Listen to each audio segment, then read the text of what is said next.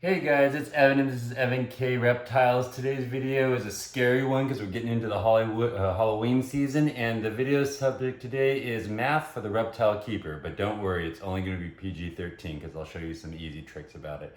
But anyway, today I just found another thing. Do you guys, anybody, post in the comments, do you recognize where this shirt is from? Let me know. Let me know.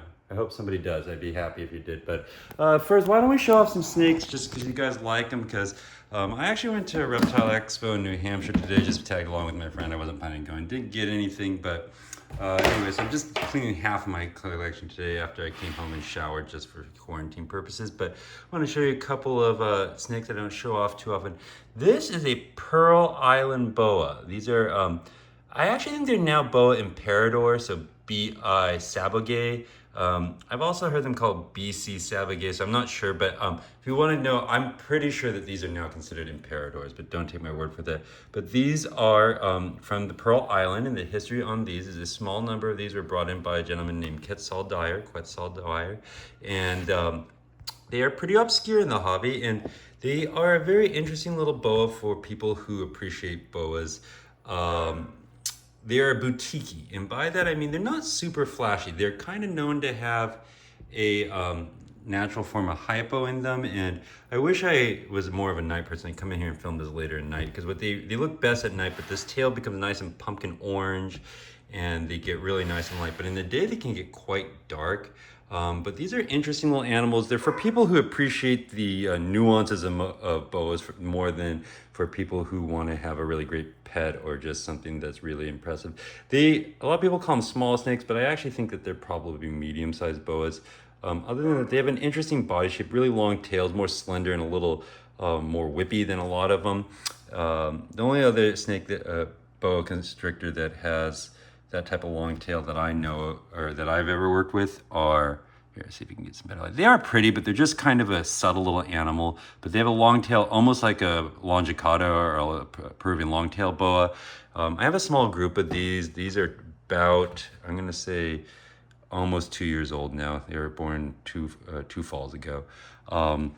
But if you're interested, they're pretty darn obscure. Not a lot of people work with them. Jason Raimondi of Jason's Exotic Reptiles just had a litter of them. So that's somebody who I'd hit up if you wanted them. I know one other, can't remember his name, but somebody else had them. They're pretty cool. They are very unique little boas for people that are appreciate the nuances of boas, but they're also a little nervous and not super flashy. I like them. They're pretty cool. They're interesting. But that one shed today, and so I thought I'd show it to you. Another example, I pulled out the one that was the most impressive looking today, but here are some examples of ones that are a little more in the dark phase, and you can kind of see. Let me see if I watch me get smoked here. But I don't know if you can see how they're just a little less, and this one's actually not in the really dark phase. They can get quite muddy in their dark phase, especially during the daytime, but at night they'll fire right up. It's almost like, I think, like a Hog Island boa. This one is one of my darker individuals. The other thing that I seem to know, I don't know if you can see, but let's zoom in. Do you see how there's a lot of these like little white spotches? Some of those are missed, but you don't know if you can see these white spots. They tend to have some white blotches in them that will end up, it's very interesting. It's almost just like white blotches. I don't know what else to say. It's not pieballism or anything like that, but it's just very interesting. Here's another one that I have, just going to use some other little examples of it. But let's see, that one that I just pulled out is the one that shows the best of how they can get these kind of like very unusual white spots along the sides. And the amount that just turns very white and unpigmented can go up and down. But I don't know if you can see that there's some just little white spots. It's interesting. It's just, they're unique little boas. They're one of the more unique boas out there. They're distinctly different. Like if you put these in with a group of just imperadors, I'd pick them out just on first glance. So there's some boas. I'm gonna show you a couple of real bitey snakes. Get my snake hook. I'm not gonna handle them because it's very hard to avoid getting bit by them while you are filming. But this right here, this is a little Guyana that shed this week.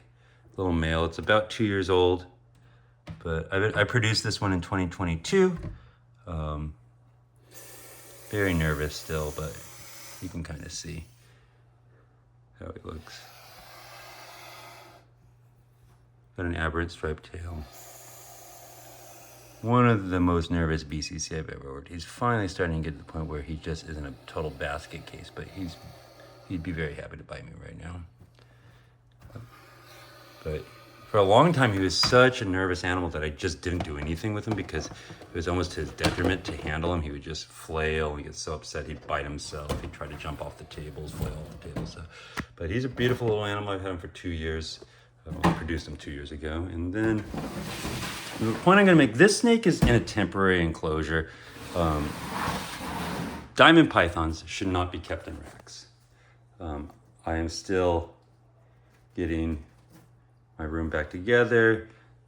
She has a 4-foot cage that is, it has a halogen light in it, and it's on 12/12. But they should have a nighttime cooling, and they should, especially once they get older, they need to be somewhere where they don't have belly heat. They have overhead heat. So this is not a good example of the best way to keep these animals, but hopefully I'll be able to get her out of there in the next week or two and back into her permanent 4-foot cage. But I just have her holding in my big rack right now. So I just thought I'd share. But diamond pythons are gorgeous. I don't know if you can see. She is notoriously food bitey. Notorious. Let's see. Get her on there a little better. And I've heard that some people say they're gentle, and some people, she is gentle. She's not aggressive, but she is just notoriously food bitey. Nar, food bitey. And they are also gorgeous. This is San Diego Zoo line by Gary Valle. It's produced by Josh Easter. Josh Easter's website is captivebreadsnakes.com. A really excellent person. And they're very hardy animals. Not unmanageable, but this snake is just one. They're like an Australian python. I don't know what to tell you. They bite all the time, and they food wrap. I'm gonna just leave my hook in there for now. Get on with the show. But let's get on to the meat of today's subject, which is the math for the reptile keeper. And so there's, and I told you it's gonna be not super scary. And the reason it's not super scary is everything that I'm telling you here has an online widget. So you can just go online and type in these different things and find the widgets, and it'll be okay. But I'm going to show you some just really common ones that I end up using. Weight conversions. These are just really simple ones. This is going from metric to pounds and ounces. And so 28.4 grams is equal to 1 ounce. But in my head, I just hold it as 30 grams. I actually know my metrics pretty well because I worked in a lab for a while. But 28.4 grams is equal to 1 ounce. It's about 30 grams. So you can be thinking, 1 ounce is about 30 grams. That's about, just when you're finding feeders or something. 454 grams is equal to 1 pound. About 500 grams. So remember, 30 grams is about an ounce, 500 grams is about a pound, 1,000 grams is equal to 1 kilo, which is equal to 2.2 pounds. And I guess one thing I'll tell you about weighing snakes is I feel like with true red tail keepers and boa keepers, there's almost this aversion to weighing snakes. And it's almost like a market product. I don't weigh my snakes. And I bought into that for quite a while. And I think that was actually a knee-jerk reaction to the ball python community that loves to weigh their snakes. And I'll tell you, I don't weigh my snakes all the time, but I do think it's a good idea for you to be catching a weight on any animal that you get in new, any animal that you have any health question on, and also just having some point in time references of weight on your permanent animals. So I need to get a lot of my animals can outweigh my scales, so I can't get a really accurate weight on them. But especially with anything under a couple pounds, I would be catching a weight on them once or twice a year, just so that if you ever are like, I wonder if this snake is wasting. God, in my head, I feel like this snake is wasting. You can just check your intuitions based on those log data points. So I tell you not to be too adverse to weighing your snake. It's something that I'm trying to improve upon, is weighing my snakes, so I do think it's valuable. Other ones, temperature conversions. You can find the formulas online for these. It's algebra, but I just put them in a widget, and that's good enough. Temperature conversions. These are the ones that I would encourage you to either always use a widget or to print out a conversion chart. I don't really use Celsius to Fahrenheit conversions too much in reptile keeping, except that I do end up talking with a lot of European people or people from anywhere else in the world that's not America. And so we need to be able to talk the same language. So sometimes I will have to use temperature conversions. These are the algebraic forms. You can also just find the widget online, which is I normally do. But in my head, I try to hold these basic values. 70 degrees Fahrenheit is about 21 degrees Celsius. 80 is about 26 or 27 degrees Fahrenheit, or Celsius rather, it should say Celsius, and 90 is about 32.2 degrees Celsius. So if you think about that, 70, 80, 90 is 21, 27, 32. It just kind of gives you an idea when you're reading things from somewhere else in the world, which I do occasionally.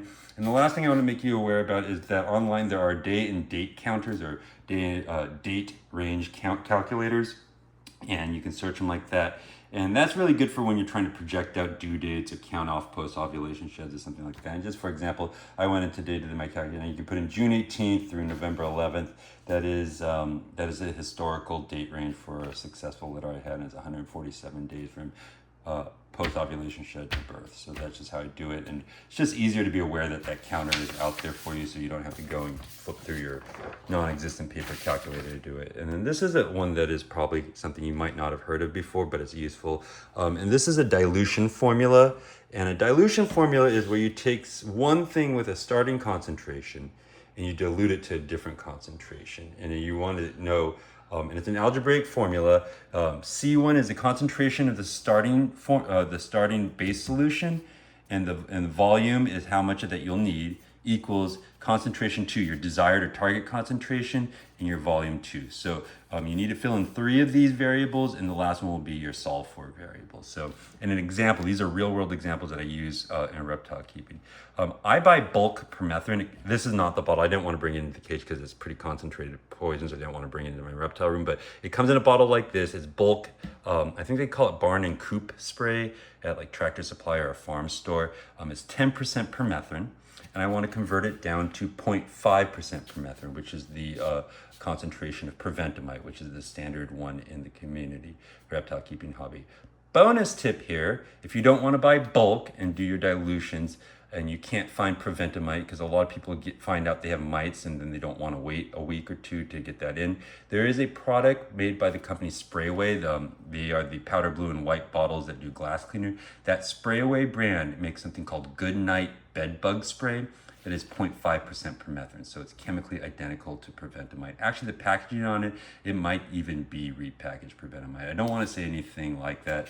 And obviously it's poison. Make sure you're comfortable mixing these things accurately. And also, I would encourage you, go ahead and buy a can of preventamite. Bob at Pro Products is a really good company. So I'm not telling you not to use preventamite, but I buy bulk permethrin because I use it to spray down my tablecloths at expos. I'll use it to spray my clothes at expos. I'll use it I'll make a permethrin moat around my quarantine rack and things and whatnot. But never had mites in this room, so that's good, but that's because I'm careful with it. But here we go. So 10% permethrin, and we want to dilute it down to 5% permethrin, and I'm working on the premise that I want to make 1,000 milliliters of it, or 1 liter. So you need to make sure that all of your units are the same. So here is C1V1 equals C2V2.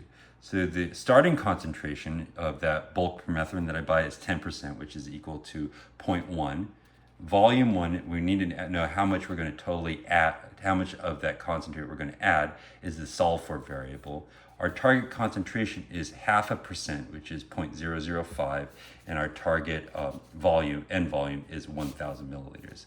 So here we have 0.1 V1 equals 5, because 0.005 times 1,000 is 5. You just follow it. Divide this side by 0.01. Divide this side by 0.01, because in algebra, remember, the equal sign doesn't mean put the answer here. It means this side is the same as this side. So if you do something here, like divide it by 0.1, you need to do it over here to keep that equation balanced. So divided by 0.1 divided by 0.1, the volume equals 1, V1 equals 50. So in this situation, if you had 10% bulk permethrin, you want to take 50 milliliters of bulk permethrin, pour it into a spray bottle, and then you want to fill that spray bottle up to the 1,000 milliliter mark. So that's an important thing to know about this too, is you don't add 50 milliliters of permethrin and 1,000 milliliters of water. You add whatever the volume of the starting concentrate is, and then you fill up to your target volume. So I have a set of just cheap, expensive measuring labware.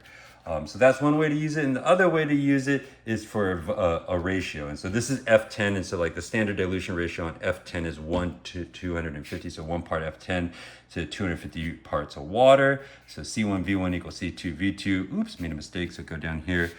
So with this concentration 1, when you're using a ratio, it's always 1 because you're diluting down. So this is a whole. So 1 whole, oops, V1, volume 1 equals Now here's the ratio, 1 divided by 250 times 1,000 milliliters. So here we go, V1. So V1 equals 1 divided by 250. Do that in the calculator first, then multiply it by 1,000 and you get 4. So if you add 4 milliliters of F10 to a spray bottle, a 1 liter spray bottle, and then you fill it up to the 1 liter mark, you'll get a 1 to 250 ratio. So you could do that with anything. Like I use F10 at 1 to 100 sometimes, things like that. So you can, this is just a formula that not many people know about in the hobby. Again, you can find the computer widget online. Be careful when you're looking for it. Do search dilution formula, comma, percentage, because a lot of these are very high level chemistry rated, and so they'll like calculate molarity and things. But this is just one way to do it pretty easily. I hope that's easy, clear to you. I hope that these are useful to you. I hope that wasn't too scary for you. Happy fall. Have a great day. Bye-bye.